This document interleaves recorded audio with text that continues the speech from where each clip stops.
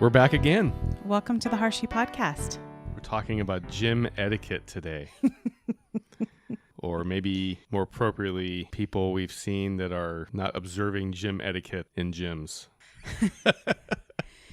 I'm going to January this for a moment. Okay. We have to have a disclaimer that this is not putting down anyone that is actually working hard on themselves in the gym. We're not those assholes. No. We're actually going to talk about gym etiquette because we have personally experienced the pains of being around people who do not understand gym etiquette. Gym etiquette, and I think under gym etiquette falls some ego lifting, because I got some funny ego lifting you can discuss that. stories That's fine. to throw in there. And actually, I may just start with my dad, because, man, he was like the king of ego lifting. Yeah, how is that? Oh, my gosh. Where do I start? Well, my dad was really into getting big arms. He always wanted 19-inch arms. Where did he get that number from? I don't know. I know Arnold Schwarzenegger had about 20-inch arms, so he probably wanted that. But So he wanted what Arnold had, but didn't have the confidence to be as good as Arnold. Is that what you're telling me? yeah, my dad was definitely a bro science kind of lifter, for sure. Yeah, Before bro science was a term. Yeah, he totally was. My dad was definitely an observer of bro science. And that was my introduction into lifting, was a very bro science way about it. And thankfully, I became a chiropractor and learned about actual science, health and exercise and physiology and anatomy and all these things. So yeah. But my dad always wanted big arms, and he had 18-inch arms, which is pretty good size. You can't knock an 18-inch arm, 18-inch guns. But he was real big into having real heavy curls, heavy dumbbell curls. And so he got to the point where he got to the 100-pounders. He was curling the 100-pounders in each arm. That's impressive. And by curling, okay, I actually mean swinging the 100-pound dumbbells up. So you'd have them in each arm. You'd be sitting there on the bench, lean back with one arm, swing it back, and then swing the bejesus out of it so you can bring it up, and then drop it back down. And then he'd do it with the other arm, do that for a few reps, get up and be like, oh, did you see that? I just curled the 100-pounders. And I didn't know a whole lot about form back when I was 13, 14. I did my best with what I was taught. So at the time I was like, wow, this is 100-pounders. That's pretty impressive. But looking back, it's I don't know if it was that impressive. I think you needed to drop down maybe about 40 pounds. And actually do curls. Minimum, maybe 50 pounds. And actually do, strict form. And it's kind of interesting, though, because if he had done good form with less weight, he probably would have gotten to his 19-inch arms. Yeah, because with building big arms, the key is more reps and less weight. Because from a scientific perspective, when you're curling, that's only moving one joint. Right. So when you move one joint, you want to do lighter weight. So real science says yes. Now when you're doing weight. Compound movement like squats, deadlift, bench, you can do more weight and less reps because you're using more than two or more joints. Right. So real science over ego lifting. Yes. Yes.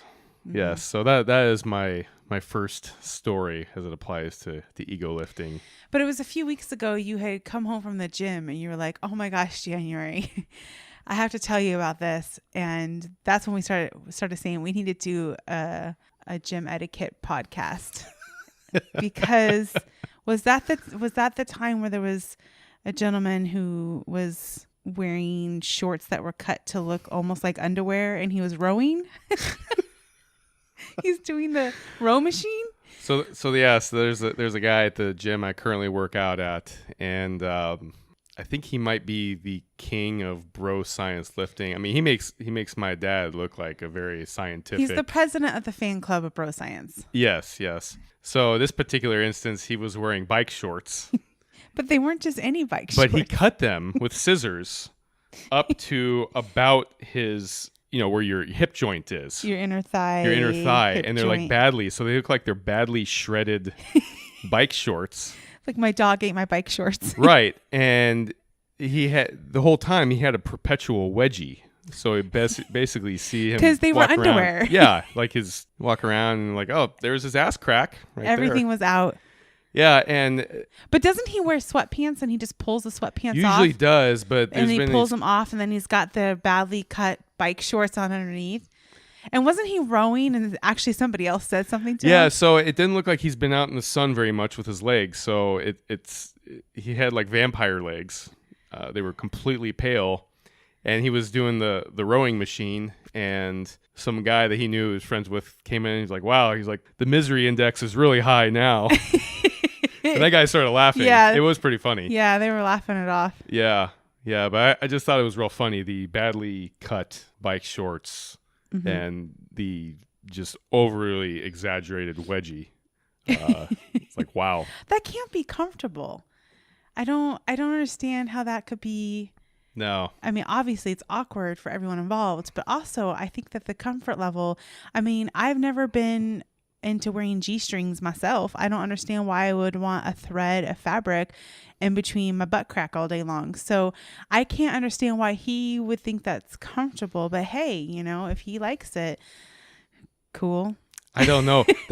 That same workout, actually, he was doing clean and jerks with about 95 pounds with chalk on the barbell. So I really was not understanding what I was seeing. From gym etiquette standpoint, you do not need chalk for lightweight.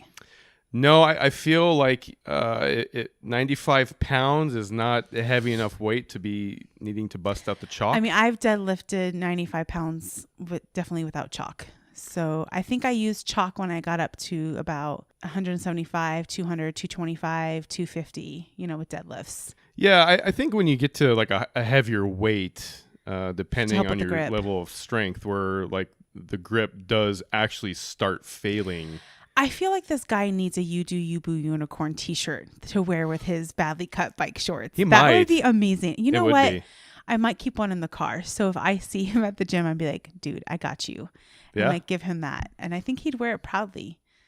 Okay, so there was one time I was doing squats at the gym with you. And one of my favorite things, and by favorite, I mean it drives me batshit, is when there are a bunch of personal trainers with their clients and they're not training. They're goofing off, and I've seen personal trainers, like they're literally on their fucking phones texting. And you're with a client, like get the fuck off your phone and actually watch them work out, or like motivate them, say some encouraging words, help them with their form. Who are you texting right now? I don't understand that. I really don't understand that. And so it was a situation as such. And there were two trainers and this one guy, and he was doing very, very light squats on, what machine is that? It's like the Smith machine. The Smith machine. Bar. So you have, a little extra help with your squats. And I was across the way on a regular squat rack doing my squats. And he was going up in weight, and he walked over and started taking a weight off of the bar that I was actually using. I wasn't using it at the time. I was resting in between sets, and was taking the weight off my bar to go put on his bar. And I just looked over and I was like, what the heck are you thinking? And then one of the trainers actually decided to look up and pay attention to his client and was like, oh, no, get it over here, and put my weight back on my bar. I can't even tell you, like, first of all, do they go to your bar and take your weight? No. But let's go to the woman's bar and take her weight, because she probably doesn't really need it. She doesn't know what she's doing. Mm-hmm. So that alone, and of course I'm squatting which is double funny, what he that was guy squatting. in particular did not know what he was doing. No, he didn't. And the trainers weren't helping him to learn how to do a better squat. Yeah. And I'm just standing there like, is this really happening right now? Like, the trainers are all talking. No one's helping him do a better squat. He's taking the weight off the only female's squat bar, and no one's paying attention to a damn thing. And I'm like, I was just flabbergasted that this was going on in the gym. And it's moments like that where I'm like, I'm buying my own squat rack, or I'm buying my own stuff and just doing it at home. It kind of reminds me of going to the movie theater. You have a completely empty movie theater, but then the people choose to sit right the fuck behind you. And then they get out all their snacks, but they don't open their candy until the movie starts, of course. But they have their popcorn. They start, shaking their bag around and putting their salt on and shaking it some more. We're shaking. It's kind of like that. I'm not triggered at all. Not at all. And, and then the movie starts. No, do they open their candy during the previews? No. They decide they need to open it during when the movie starts. And then they're like, okay, I need to be quiet now because this movie started. But they're not being more quiet. They're being just as loud, and it's just being drawn out through the whole entire opening scene of the movie. And not only that, they open their candy during the quiet part of the movie. And then when they finally... It's right during the quiet moment in between the conversation or the action. So it's the moments like that where I'm just like, this is why I watch movies at home more now. Because this is why I like to go for walks outside with my headphones in, because sometimes I just can't handle it. Well, it's funny that particular gym, there was another time, which actually that same trainer you're talking about, it was when I was in my powerlifting phase. I was working on my heavy bench presses, and I was really focused on it. And when I'm working out, I got some pretty serious hardcore metal going on, blowing out my eardrums. You are intense. And I was just literally focused on working out. It's like my meditation. And I glance up and I see this trainer and another trainer, and each one of them had a client. They're all looking over at me and they're all laughing. They're all having some kind of joke, some ha-ha, hee-hee, funny joke. They were laughing probably at your grunting from lifting heavy weights. Maybe. I don't know. And it was funny. I didn't know what they're laughing at, but it was just like irritated because they're all just being a bunch of lame-ass, lazy people in the gym. And so I gave each one like a death stare, like individually. Deadpan. I looked at 1, 2, 3, 4. All right, you done laughing? We're good? Okay. And then they didn't look at me or look my way the rest of the gym. It probably looked like some crazy bastard. I wish everyone could see the crazy eyes you just gave. He just gave 4 crazy eyes in different directions, you guys. I got this. In our family, we call it the death stare. I got this pretty lethal death stare I'll give the kids if they're like talking back or not listening or something. And then they're just like, they cower, and then they start following directions. That's some good parenting right there, babe.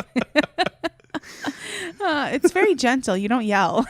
No. I have a murderous look in my eye. There's your gentle parenting tip of the day. If I was writing fiction, I'd call it staring murder. Yeah. Oh my gosh.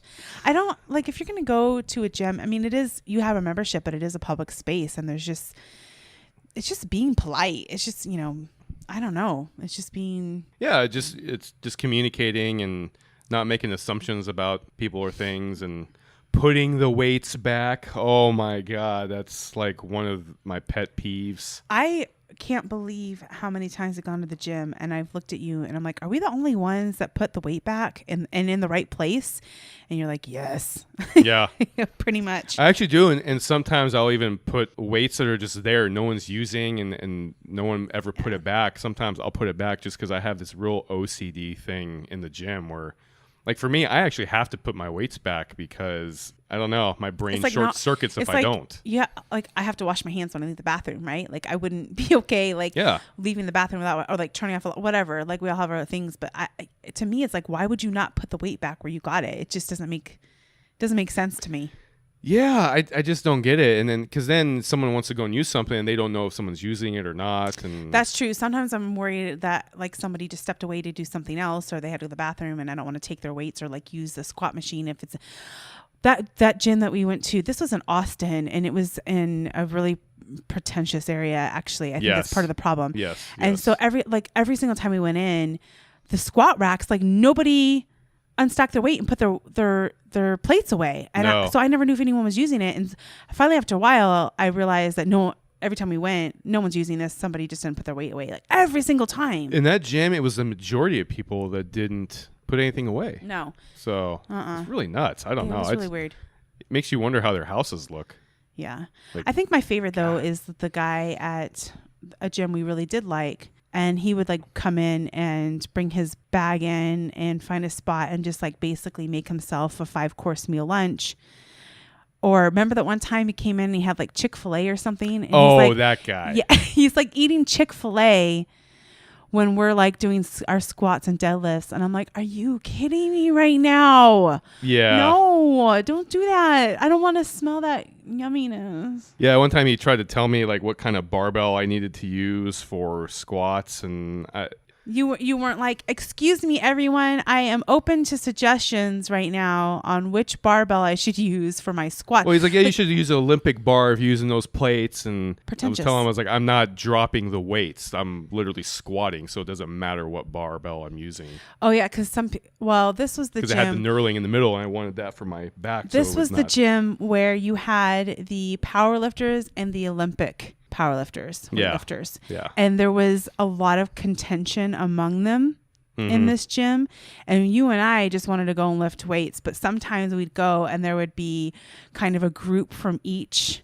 Yeah, it was really weird. And they didn't like each other. And sometimes I think we got caught in the crossfires. So we just put our music in and put our head down and did our... Again, Austin.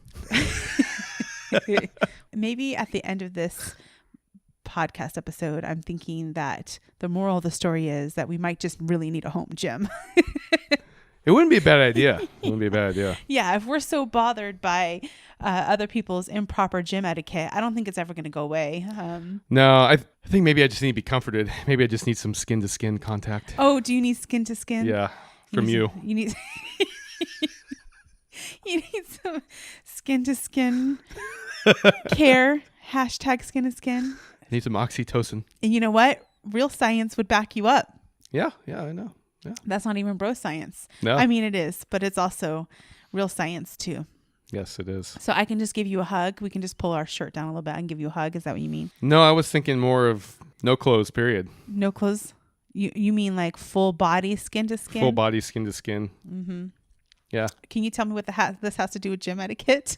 I don't know. Was that what we were talking about? Yes. I lost track. I have found as a woman working out, especially with free weights, that men approach my weights and my space with less respect than they do yours. Yes, they do. They try to move into my space or like, oh, you're done here, right? Or how much do you have left? Or actually take my weights and my things that I'm doing that they would never, ever do to you.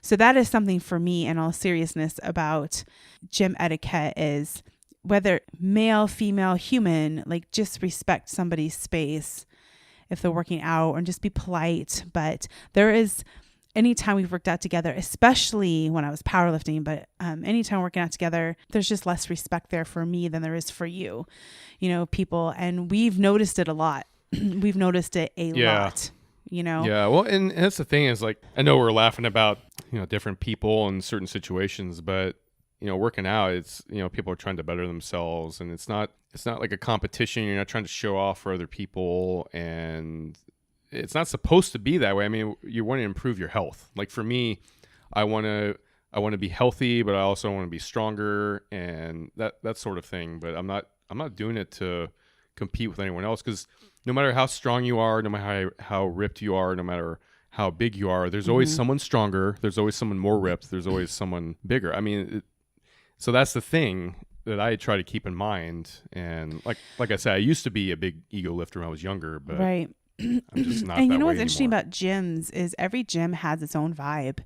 So if you find a Yeah. gym, and I think the gym we have right now, everyone really is there to improve themselves and better themselves. And I find that like the trainers there, they really are like encouraging. Like it's a very encouraging space. They are. It's and actually supportive really space. good. And Yeah. that's the way a gym should like be. it. Like it should be.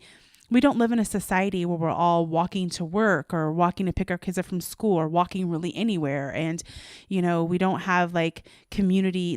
I always tell Brandon all the time, this isn't Okinawa, Japan, unfortunately. Like we don't have that community, village, walk everywhere kind of aspect. So for many of us, the gym is where we can go to let go, work out our frustrations, get healthier, be active, move our bodies, put our music in, let our minds wander. For you, it's meditative. For me, I get in a very creative space mentally in my head when I work out.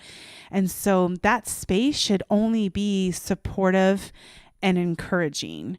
So if anybody is not being supportive or encouraging, or they're being, kind of having that pretentious or rude or critical, like there's no room for you in that space. Like that they should only be spaces of positivity for people that are there. Yeah, absolutely. That's how I feel about it. Yeah. Who knew we had such strong feelings about? We just need to open our own gym. We have talked about that actually. It is actually something that I wouldn't mind doing one day. Yeah, it is. It's a huge passion of yours. So Yeah, I actually have a pretty good layout in my mind of what it would look like too. I just want to move to Okinawa. I think it sounds good in theory, but I'd that's rather true. move to, I don't know, I could do New Zealand or Australia. Oh, you could do it. Maybe Thailand. Yeah, Arizona is not an island. No, but I do love the desert beauty. Yeah, and it's getting seasoned for hiking too. I'm sure that's hiking etiquette. Yeah. Probably just being a nice human being. Yeah. Excuse me. Thank you.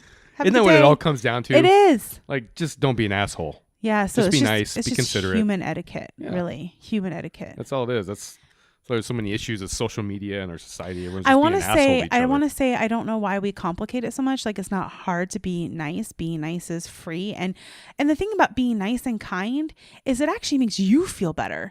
So Yeah. it's like you might think, well, why should I have to be kind and nice to the people? It's for you too. It's for you as well. But so that's like on one hand, I want to simplify it and say, why is it so hard? But on the other hand, I know why it's so hard because most people are just struggling and have traumas and have stuff they're healing from. So it is kind of a vicious cycle. Well, we should probably end it so we can do skin to skin. Skin to skin in our home gym, Skin to skin in our home gym. naked cardio on the bed. Goodbye. Adios.